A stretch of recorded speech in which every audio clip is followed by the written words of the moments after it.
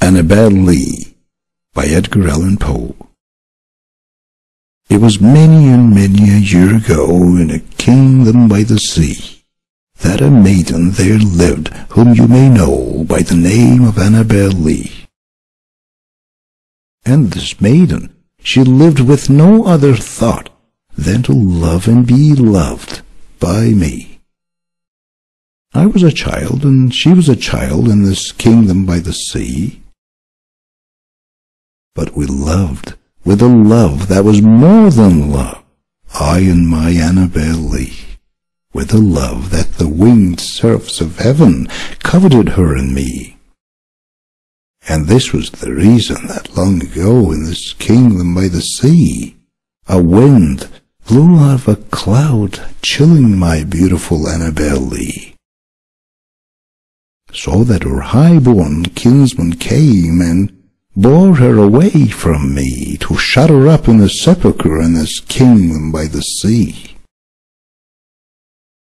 The angels, not half so happy in heaven, went envying her and me. Yes, that was the reason, as all men know in this kingdom by the sea, that the wind came out of the cloud by night, chilling and killing my Annabel Lee. But our love, it was stronger by far than the love of those who were older than we, of many far wiser than we.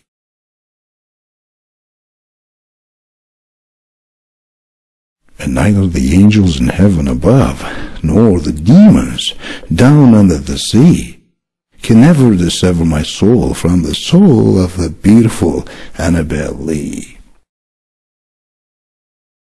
For the moon never beams without bringing me dreams of the beautiful Annabel Lee, and the stars never rise but I feel the bright eyes of the beautiful Annabel Lee. And so all the night tide I lie down by the side of my darling, my life and my bride, and the sepulchre there by the sea, in her tomb by the sounding sea.